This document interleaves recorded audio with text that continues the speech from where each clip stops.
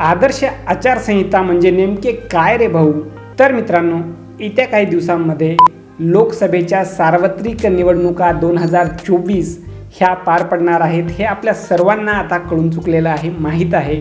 तर या संदर्भाने याची जी घोषणा आहे ती केंद्रीय निवडणूक आयोगाने येथे केलेली आहे आणि ह्या सार्वत्रिक लोकसभा निवडणुका 2024 पूर्ण 5 टप्प्यांमध्ये होणार आहेत, हे देखील आपल्या सर्वांना आता माहीत आहे।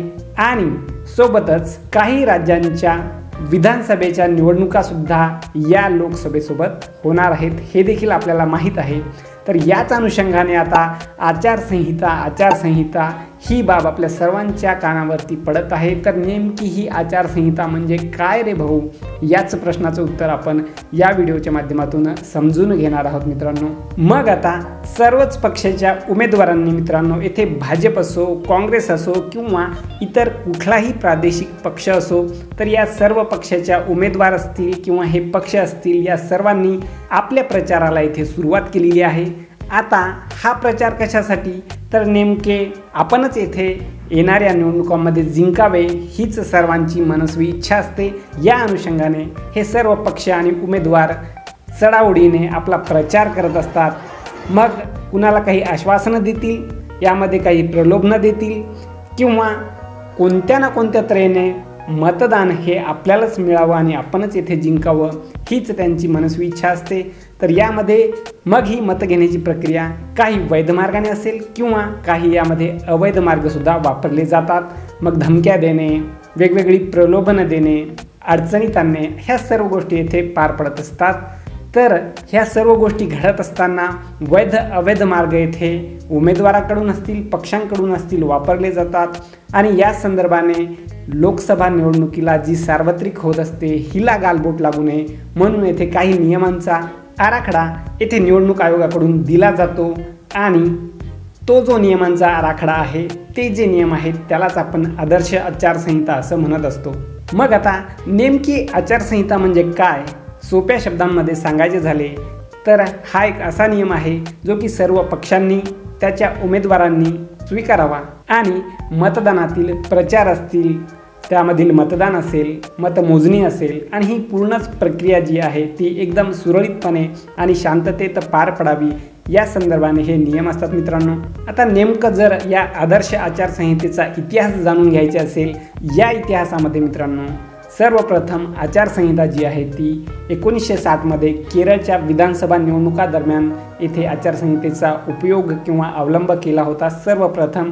त्यानंतर यामध्ये जे नियम आहेत ते वेळोवेळी जे प्रयत्न केलेले आहेत त्याला अधिकाधिक चांगले नियम बनवत आणि त्याला जे विकासाचे परिणाम येथे देण्यात आलेले आहेत ते सर्व येत्या 60 वर्षांमध्ये झालेलं आहे। आणि जी आत्ताची सध्याची आचारसंहिता आहे तिला हा पूर्ण 60 वर्षाचा इतिहास येथे आहे असे केंद्रीय निवडणूक आयोगाचे म्हणणे आहे मित्रांनो, आणि ते सत्य आहे। आता नेमकं आचारसंहिता सुरू असताना त्या आचारसंहितेचे उल्लंघन जर केले असल्यास नेमके काय होते आणि त्यामध्ये काय करावे व काय करू नये, यामध्ये सर्वप्रथम कुठलाही मंत्री असो किंवा सरकारी अधिकारी असो येथे आर्थिक अनुदानाची जाहिरात करू शकत नाही किंवा आर्थिक अनुदान जाहीर कुठलाही अधिकारी किंवा मंत्री येथे करू शकणार नाही आचारसंहितेदरम्यान।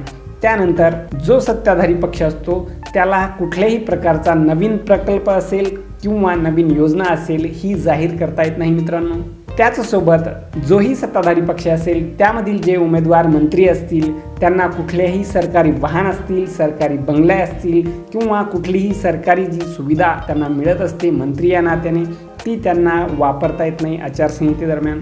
सोबतच मतदारांना देखील येथे कुठलाही उमेदवार, कुठलाही पक्ष पैशांचे आमिष दाखवू शकत नाही, परंतु सर्रास या गोष्टी आपल्याला बघायला मिळतात। सोबतच रॅली काढण्यापूर्वी येथे त्यांना आता पोलिसांची परमिशन जी आहे ती घ्यावी लागणार असते आचारसंहितेदरम्यान। आता ही आचारसंहिता नेमकी कधी सुरू होते?